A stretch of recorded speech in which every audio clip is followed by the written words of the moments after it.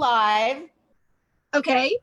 And you have such an amazingly short introduction. Oh my gosh. Oh. You do. It's so Okay. succinct. You know, most people have way too many words. You're you're a comedian. I hope you don't talk this much inside of a joke. Yours is short. I guess like I'm kind of to the point. It's like 1, 2, 3, you know? Yes. We are live, Facebook. I'm going to do the intro to the show, the intro to our guest, and then we're going to get into the interview.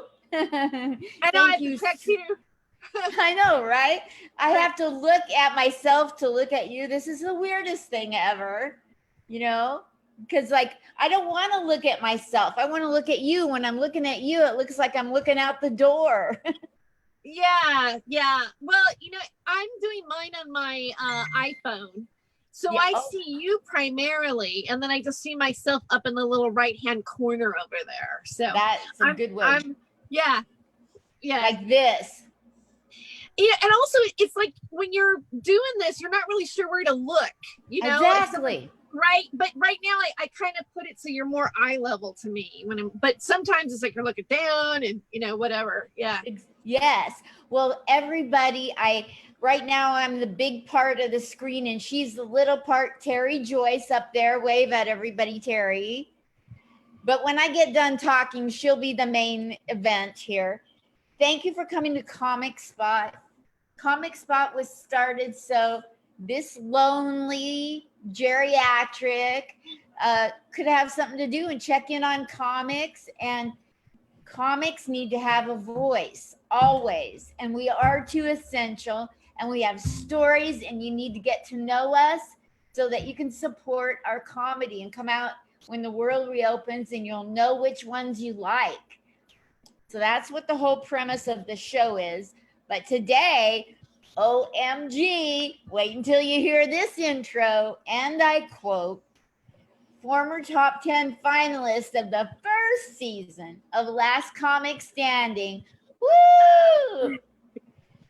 Cannabis advocate and former radio host, Hemptress, and Freedom of Joyce show, podcaster, Not My Rabbit Hole, a satirical rant for apocalyptic times.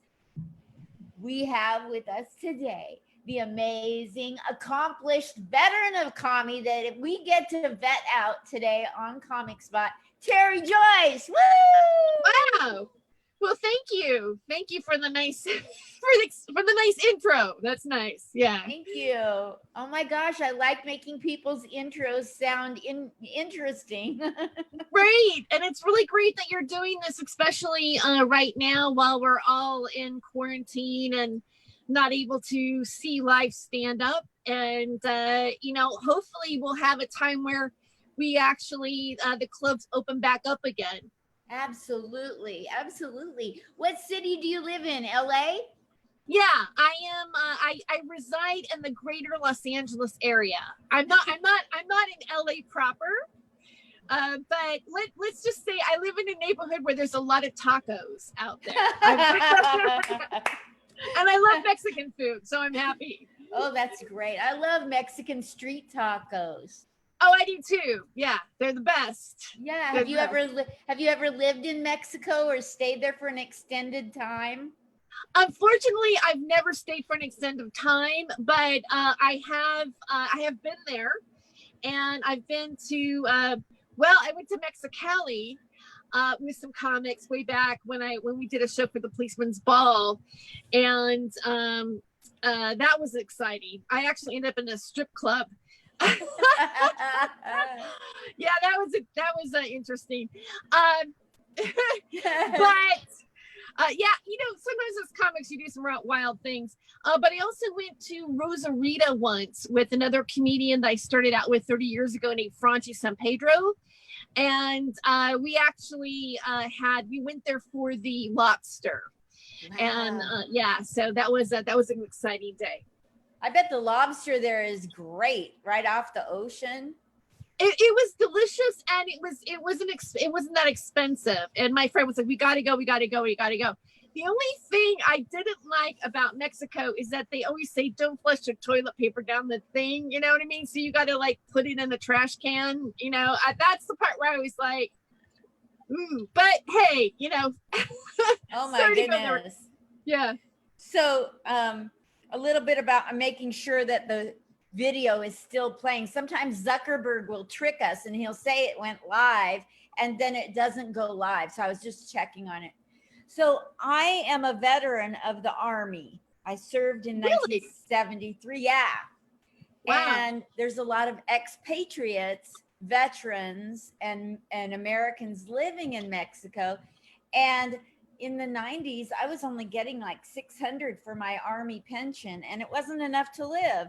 So I went to my congressman. I said, how do you expect veterans to live off this? And he goes, why don't you go south of the border and live in Mexico?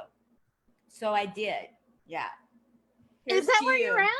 No, right now? I did that in the 90s because the congressman said, why don't you go live south of the border with your money? I'm like, why don't you fix the problem? Right. Like, how rude of them to say, why don't you leave the country? Thank you. I fought for my country. I think because I fought for it, I should be able to live here and live here well, you know, like not lacking. Wow. So let's talk about your life. Aren't you interesting with your little intro here? Hemptress. Let's talk about your hemptress life. Okay, well, that happened after I did the show with Jeffrey Peterson. During that show, see, Jeffrey was the person who came up to me and said, let's do a marijuana themed show. And at first I thought, well, you know, it's been done before. So, you know, why don't we do like sex, drugs, and rock and roll? And we'll just call it the dope show, because dope can have different meanings. Like, that's cool, that's dope, whatever, you know? And we did that, but it became about marijuana. And during that time, it was legal for medical marijuana. And there were a lot of issues happening politically. California was the first state to legalize it. So as time went on, I began to learn the oppression of what was happening around the cannabis plant, as well as the many uses for it. For example, Jeff told me about Jack Hare's book, The Emperor Wears No Clothes, how you can make paper, fiber, you know, fuel, cloth, rope. It's a food source, has all the omega-6 vitamins. Like right now, I am promoting a CBD company and products that are organically grown. CBD doesn't have THC in it. And you can get a 5% discount on my website at greatcbddeals.com. I'm going to plug that for a second. But what made me an advocate for marijuana was that I was in a raid.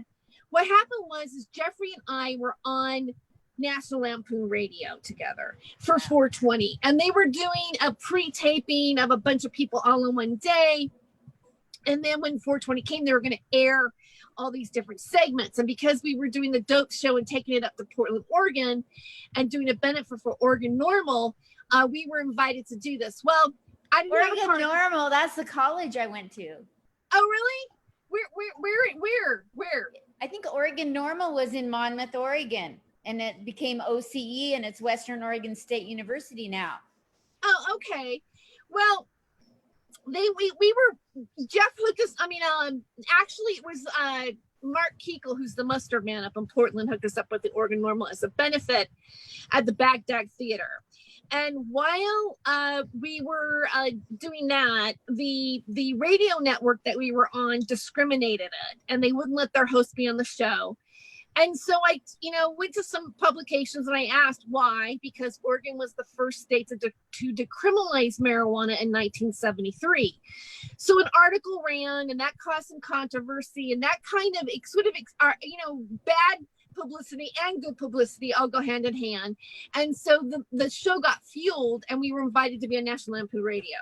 Then I asked a friend of mine to give me a ride there because I didn't have a car. And he worked for a doctor that did medical marijuana recommendations. And a lot of times at the time in California, you would have the doctor's office in the same building as the dispensary. Yep. Well, the dispensary was raided by the DEA and the FBI. Well, the DEA. So the DEA raided the dispensary, and everybody in the dispensary ran into our room, and I was held at gunpoint by the DEA and handcuffed and interrogated. Now, I wasn't arrested. It became a part of my routine because the officer asked me in the end, he said, so, why are you here? And I said, because I had a ride and I was on a radio network and blah, blah, blah, blah, blah. And he goes, do you have your medical marijuana card? And at the time I didn't. And I said, no. And he says, have you ever smoked marijuana illegally? And I just looked at him like, I'm not, how am I going to get out of this? I mean, who hasn't smoked weed, And so, so I looked at him and I said, on occasion, yes. And he said, well, that's the most honest thing anybody said here today. Why don't you just go ahead and check out? And after, when that happened, I was supposed to do an interview with the Pasadena Weekly because I had a connection. And because of the fact that we were the write-up that we had in Portland was the Portland Weekly, a Portland Weekly paper, which was the same. They're all connected. So that day I called and I said, I was just in a raid in a medical marijuana dispensary. And they go, oh my God, we want to talk to you right now. Come here immediately. So my friend and I, who was in the raid, we went, and the editor of the Pasadena Weekly at the time was pro cannabis. So he took us all out to this place called the 35er in Pasadena.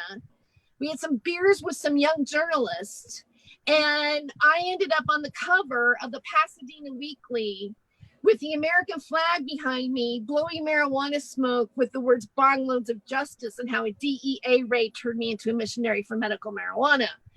Now, I wasn't expecting to have that happen to me because I didn't really identify with really being like a stoner because a lot of my usage was later on in life, like past 40. And also it was more like because I was working with these different comics, but I started to notice something different happening to me when I was smoking it. Like I wasn't drinking as much. I wasn't puffy. And I was getting healthier. I was medicating myself with alcohol for anxiety. And I was able to use the plant as medicine for myself that way. And after the raid, one of the big questions I thought was, I voted for this and you have a gun in my face. And the problem is that it was a state versus federal government. The feds can raid us anytime because it's not legal on the federal level. And after that, I decided that I wanted to create content and material and do things that would help the movement and create awareness. And so I started out with a show called Hollywood Hemptress Live with another woman named January Thomas. And then I went to doing a radio show called Hollywood Hemptress Hour on New Dissident Radio. And then also at the same time, I was asked to be on Normal Show Live. So I was on air for 7 years, giving the Southern California report with Radical Russ Belville. So that's how I got started. Well, I applaud you into that direction. Well, I applaud you for all the work you were willing to do, especially since you came into the scene later in life and really on the coattails of comics, like you said. But you saw the benefit. I was already, I'd already been on Last Comic Standing. I already had been an established comic that was not a marijuana comic. Yes. Like, I never started out a marijuana comic. No. I just happened to be a comic that incorporated that into everything else. Absolutely. Basically. Well, let's go back in your life to the very first time you were funny. Was that when you came out of the womb? Were you cracking jokes and going, hey, let's give it up for my mother? When did you become funny? Well, it's going to date me. I grew up watching Laugh-In and also, variety shows and The Gong Show, and comedians oftentimes would be on Merv Griffin or Mike Douglas, or, there used to be a comedian named Toadie Fields. I originally started out wanting to be an actress, And so I started performing about 9, and I had an aptitude of me being funny in characters. I can't explain it. I think it's just something that you can do, and it's like you just hear it, you just know how to say that line and make it funny. And so I already had, before I tried stand-up, many years of learning how to be funny in front of an audience in a live, in a show. And then you say the line, and then you hear the laughter, and you wait till the laughter comes down, and then you hit for the next line. And it had all that training before I started doing stand-up. But I used to, as a kid, imitate. I would do the other comedians' jokes, and do their impressions. But I was plain. I never thought of myself as saying I'm going to do that when I grow up. It wasn't until I'd already moved to LA. It wasn't until I'd already studied at the American Academy of Dramatic Arts that I went to the Improv on Melrose, was taken there by another actress, that I became, wow, what is this? And it was in that evolution that I started to look at it going, well, I also had a teacher that suggested it, and a boyfriend. So if you did that, that would be your ticket. And so I took a stand-up comedy class with Stanley Myron Handelman. And then about 6 months into performing with the class, I got asked to be a regular at the Laugh Factory, when it was a tiny hole. It was a hole in the wall, kind of. The big clubs were the Comedy Store and the Improv, and there was a Chinese restaurant that was in between the Laugh Factory and Greenblatt's, until they bought out the Chinese restaurant and expanded. So Jamie Masada gave me late night spots. I would hang out and get up and do 3 minutes material and develop. Actually, I met Jerry Bednaw back then when I was starting out with Larry Omaha, and they were all hanging out. And I remember Pauly Shore being 19 years old at that time and being snuck into the clubs to work out. He was going on stage at the same time I was at that time. Oh my God. So Comic Spot, I love it. I know you've loved it. Let's keep it going. I need your help. I developed it so you out there can get to know comics, whether they're brand new or 45 years in the biz. We're going to get to know them so you'll know who to love. So all I need you to do is donate to my Cash App, and that is Linda Marcus Smith. I would really appreciate it. Thank you. Wow. Well, I'm 69 years old. You don't have to say your age, but I am so all about saying what age I am, and it doesn't bother me. I'm 58. I just turned 58 on the 4th of July. Wow. You don't look a day over 35. You look fabulous. Well, thank you. Yeah, you look great. So you started out being, did people in grade school and high school say how funny you were? And say, sometimes, but I was also kind of shy. I'm from Fresno.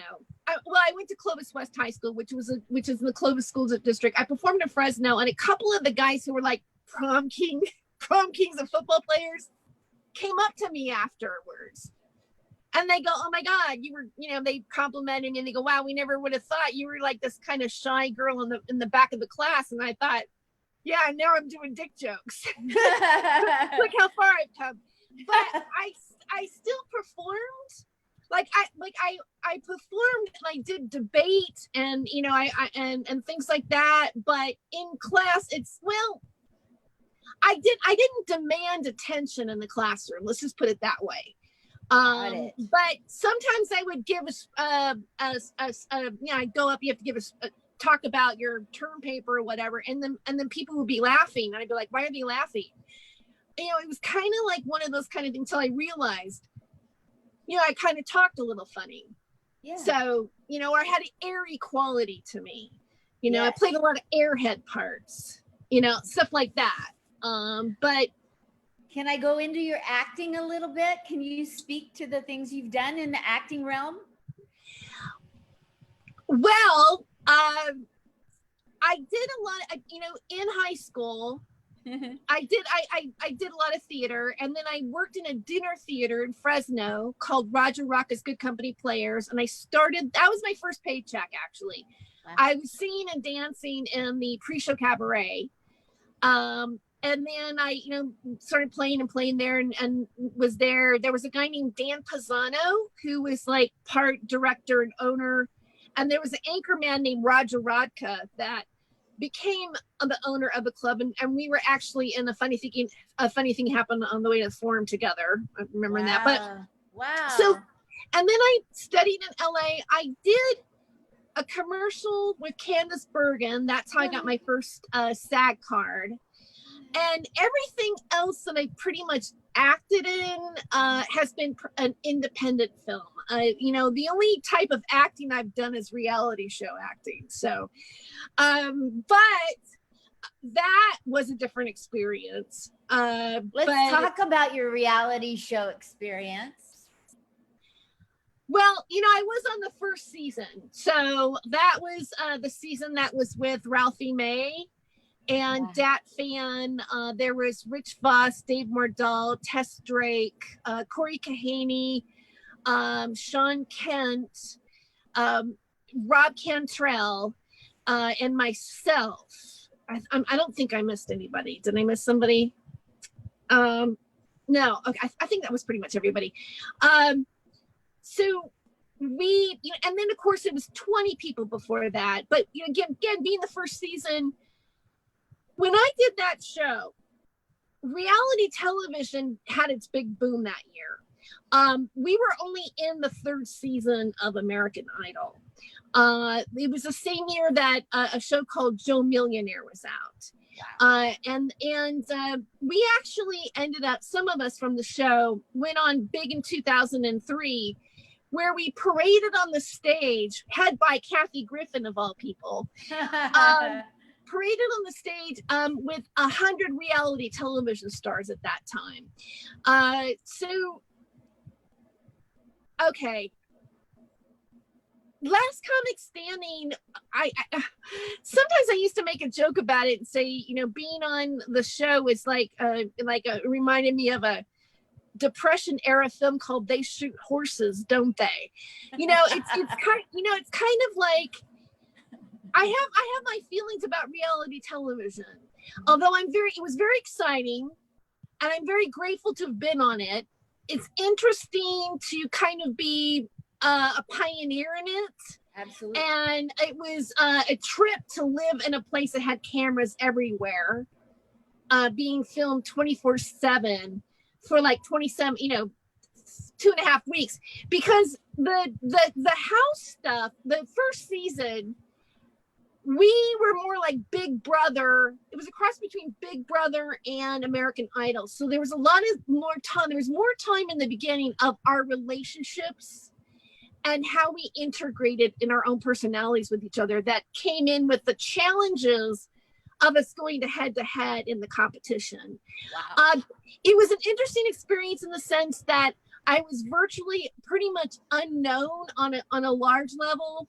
And for a hot minute, I went from that to being recognized on the street when I was walking down the street.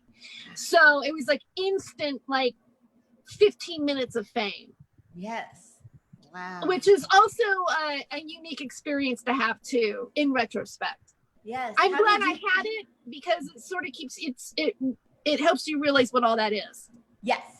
Fleeting. Yeah, and I mean, it's got its good side and its bad side, even on a spiritual level, because it perpetuates narcissism in a way, and also it's cool to have. It's fun because you can make more money, or you have maybe a reason for people to want to see you, or you can point a finger to a political topic because you have a larger reach overall. And, really, the producer, Peter Ingalls said, everybody won. If you were on the show, you won. And we all won in a way that the dollar signs come even much later, because you never lose that branding of being there, and the fact that you've had that many people see your face or watch what you did still has something to do with the consciousness of people. So you still have a bigger playing card in reaching something. It's nice to have on a resume. It's like I went to Harvard for comedian. Yes, right? absolutely. Yeah. It's a big deal, right? You know, and I understand what you're saying about, you know, the not feeding into narcissism, because the last comic I had on here earlier today was just put on the Hoda and Ginny Bush show, because Maniscalco showed his video clip of him doing an impression of Maniscalco. So all of a sudden he's on the national airwaves for some stupid clip he just put on Instagram. And so I told him, you be sure that you stay humble and stay on, you know, on your path, because all of a sudden you're now a celebrity, you know. Don't let it eat you up. Yeah, it's important to not be affected by other people's opinion of you, whether that be positive or negative. Because even with the fact that, let's say with that comes a lot of people not liking you too, which you have no control over. You know, it's like it doesn't, and then in a way, when you take away the ego in what you're working with, then you can truly be a good artist, because it doesn't really matter. You're not beholden into compromising what you want to say right now, which is really important, to be honest and truthful, even if you make people angry. Okay. The freedom to say it is really, really important. And then if you can get past caring about how it's going to react to people, and even if it does feel negative, you're still strong enough to handle it. One of the things that about reality television too, especially with Survivor gave people psychological tests, because you have to be a person who's willing to handle great rejection and not want to kill yourself.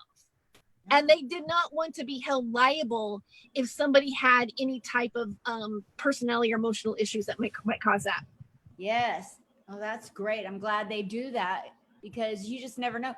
And, you know, comedians are known for having, you know, depression or sadness, and that's why they get in the business, so other people aren't sad. Right. And there are a lot of things with the entertainment business that are not so good.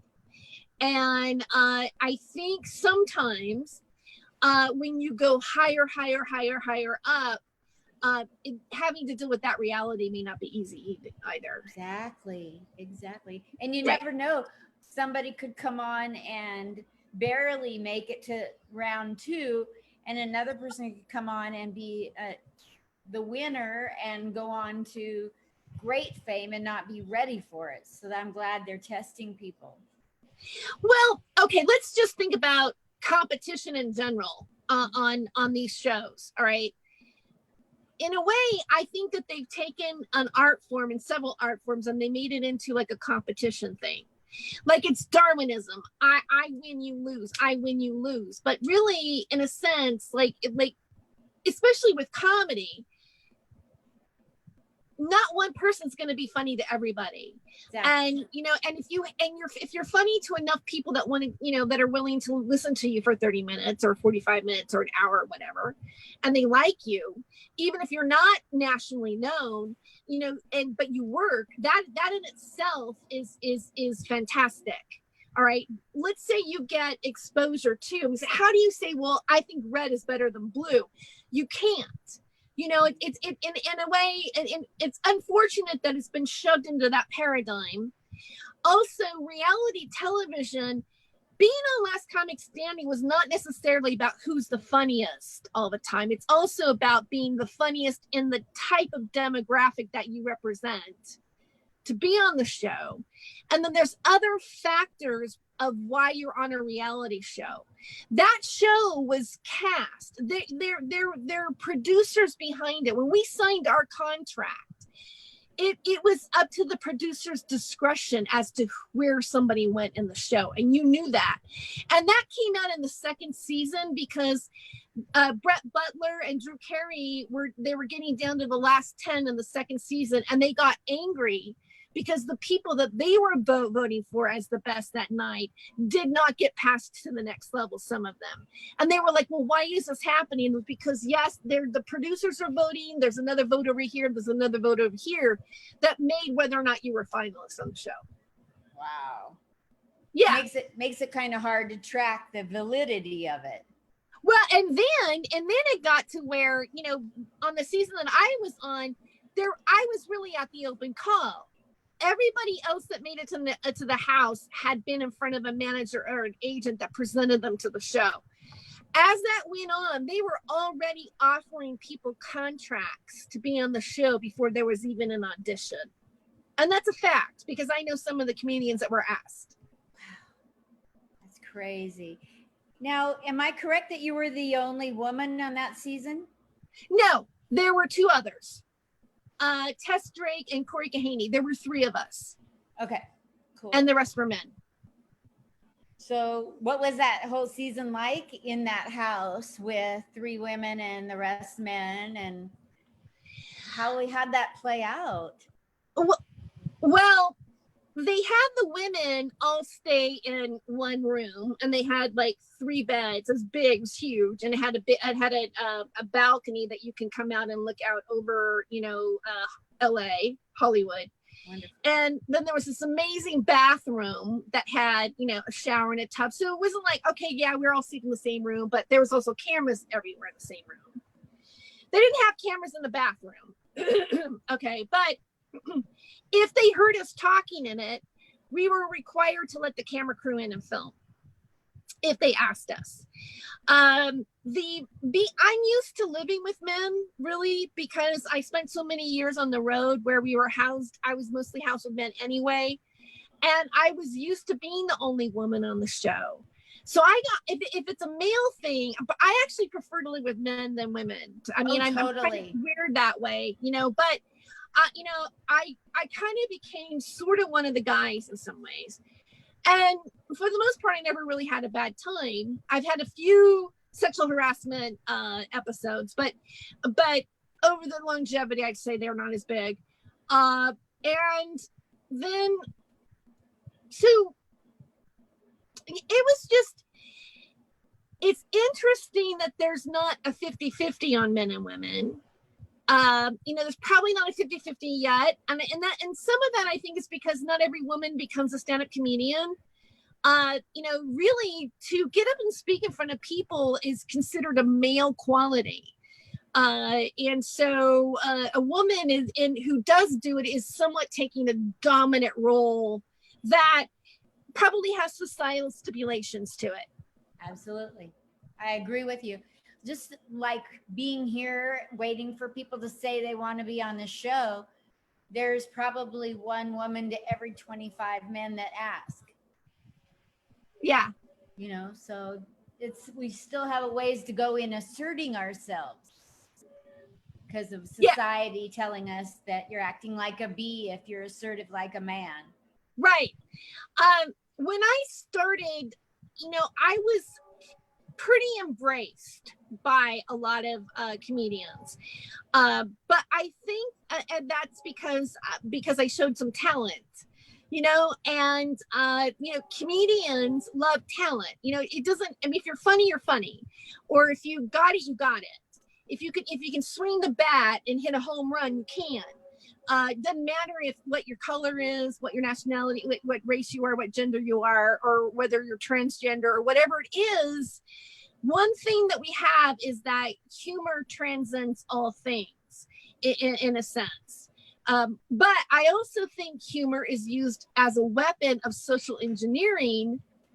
And one of the things that kind of makes me not want to be part of Hollywood right now is the fact that most of the key players, many of the key players are serving the media's agenda. So you still have a parameter of what you can talk about it and when you can talk about it and why you can talk about it. If you have a more conservative mindset, or if you have other types of ways that aren't part of that program, you will find it more difficult to work in a larger forum. Wow. That's all I'm going to say on that. That's crazy. So this is part 2 of the Tere Joyce interview. The internet cut us off. Weird, this is the new normal. Go figure. New normal. We're all in this together and all that other happy crap. Thank you so much for putting up with the internet problem, and welcome back to the ending, to the wrap up. We left off, Tere, where I was wanting to know, are you still doing a podcast? And tell me about it. I want to know. Yeah, I am actually. I was on a couple alternative media networks called American Freedom Radio. I was on another one called Revolution Radio. I did Time for Hemp. I did all these different type of internet radio type of formats. Started doing YouTube. So I have a YouTube channel that I do videos that are different from the podcast. But I wanted to do something where I was just able to rant for 30 minutes, just, let randomly talk for 30 minutes and just produce it and be done. And also I thought this idea, I bought a domain called notmyrabbithole.com, meaning that, everybody's always going to, well, I'm red pilled, or this is beyond the red pill. It's because I think that saying something's going down the rabbit hole is still programming. I don't know if you're familiar with MK Ultra programming, but there's Alice in Wonderland programming down the rabbit hole. And then there's a thing called QAnon that also use those kind of manipulations. And I had gone full circle in looking at some of this stuff. And so I had this well, that's not my rabbit hole. And so I have a blog site, which I'm doing more writing on as well. I did a piece on Facebook. Who are the Facebook independent fact checkers? You'd be surprised. And then I started this podcast on Anchor, which is really easy to produce, and it goes on Spotify and Google Play and all the different networks. So I think I've done 12 podcasts so far. So it's fairly new. My podcast is new. And then what's the name of your podcast? Not My Rabbit Hole. Okay. By Tere, by me. I'm the host. Yeah. Okay. Yeah. It's satire. It's satirical. It's a satirical rant for the apocalyptic times. Is how I quote it. So that's my favorite type of humor, is satirical ranting. Yeah, I just kind of do a stream of conscious thing. And I sort of, it's to exercise that muscle. So for a while, I was doing a show with Bill Bronner. The comedian Rick Overton brought me in with the Free Speech Show. There was Comedy Nation, and they were a bunch of us would get up and do 4 minutes on a topic and then have a round robin discussion. So that was kind of the forerunner of stretching those kind of muscles to go on to doing the other stuff. Wow, but you've got some people behind you with Rick Overton, right? Wow. Yeah, he was a mentor for a while. Oh, that's for me. Great. Yeah. So I learned a lot. I learned a lot from him. What's the name of your YouTube channel? My YouTube channel is Freedom of Joyce. You can also find it as Tere Joyce, Tere Joyce. It's pretty easy to find. I do have 2 channels out there. One of them has hardly any content on it. That's not the one. Okay. It's the one that I have about 300 different videos on, or more. I don't know. I might have more than that now, because I've been uploading content on that channel since 2014, when I was a host on Revolution Radio. My goodness. Okay, so I've got the question of the century for you. Okay. Or so I think. So of all the things you've accomplished, what one thing would, if God said to you, or your higher power said to you, you have to give up everything and you can only keep one thing you accomplished, what one thing would you want to hold on to? The ability to make people laugh. There you go. That's a good one. Yes. Boy, I wouldn't give that up for all the money in China. Right. Yeah. I think we need it now more than ever. Yes, Right. absolutely. It's hard. I was listening to somebody else's podcast and they said nobody's laughing anymore. There's no comedy anymore. And that's almost like not having any hope in the world.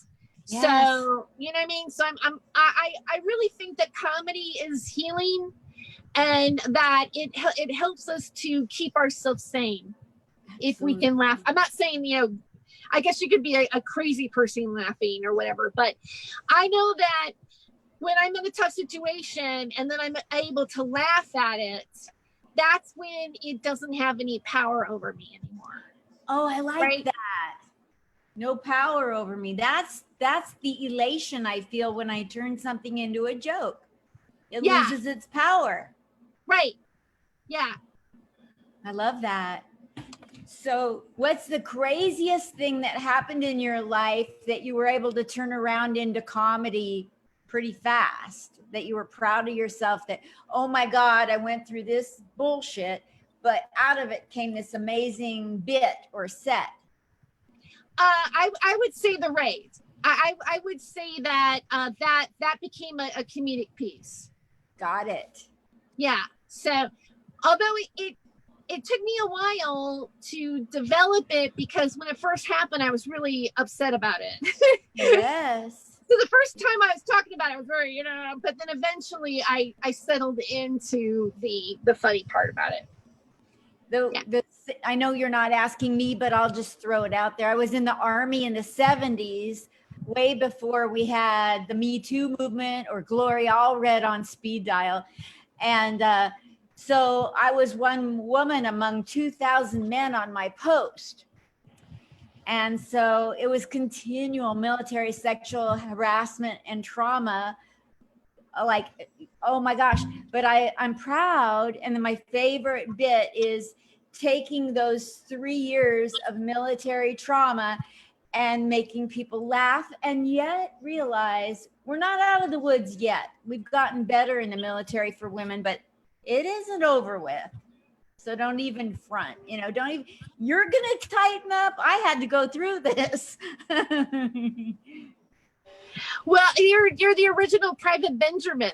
Yes. I'm that old that I am. Yeah. But I love doing the military comedy, but holy Toledo, finding an audience that wants to hear it, with this whole politically corrected, But when I can find people that want to hear it, I can cut loose for an hour on that stuff. Oh my God. That's great. Yeah. That's very unique. It's very unique. Yeah. It's good to find things that are perspective on things that nobody's talks about. If you can get that kind of a topic or an experience, then you really hone that material, because who's going to steal that, right? Thank you. That's the goal, Yeah. I went to I live in a veterans apartment house in Vegas, right off the strip. And it's like for low income people, mostly, who are in a program, if you know what I mean. I'm not in a program. They let me come in because I don't spend all my money at the casino, and the VA pays me money. So I have the ability to pay and the desire to pay. So they let me. So I'm among people who really, are here because of a program, right? And I go to the office today, and a guy has on headphones, and he's going in and opening, there's a pantry, and you can open the fridge and grab food from Starbucks or wherever. And he opened up the fridge, and they're telling him, you can't go there now. It's not open yet. So he doesn't hear it. He has the great big Dr. Beats by Dr. Dre kind, like about this big of headphones on. And so excuse me, you can't take the food. And he looks at me, and I go, take the headphone.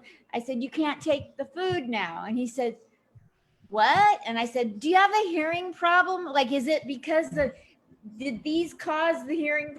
Now we got more problems than just the food at the wrong time.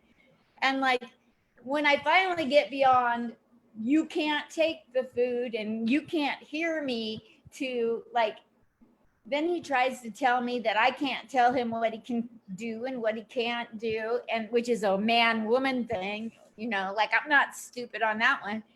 And I'm like, listen. And he goes, well, what time can you get the food? And You know what? For you, every single day, Starbucks, I promise you, Starbucks will be here at 8 o'clock, not 8:01, 8 o'clock. And by 8:15 every day, you can count on it. What are you, nuts? What, like it happens when it happens. They deliver it when they feel like it. And you got volunteers putting it away. And when they're done, you can open the fridge. How's that? And like, I want to turn it into a bit because like, there's so many layers of misunderstanding going on, not to mention a man doesn't want to have a woman tell him what to do. Right. Yeah, you have to make him think that they made it up. It's like, you thought it, not me. Yes, there you go. That's right. What I should have done. There's a funny angle to it. Can I use that? Yeah, sure. Make him think. They got to have yeah, it's his idea. I'm not always good at doing that, but when you can, it always works. I have to try. That's a good angle on that joke. That would be funny. Yeah. Thank you for that. So in closing, do you have any parting thoughts to people how to stay sane right now? Or, how can we're told we're not essential and we're so essential. Do you have anything you want to say? Well, I think it's awful that anybody would call another human being not essential. But I think it's just how to stay sane. Open your mind, all right, and question everything. Double check different information, even if it's the information that you feel an aversion to. Still take a look at it and try to find out, where the real truth is. And I don't know what your faith is, but yeah, it's all messed up. It started Jewish and became Christian, and now it's like I'm a little of both. Yeah.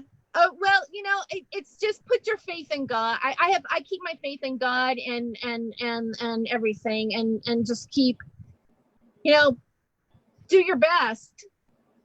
Just keep going, take one day at a time.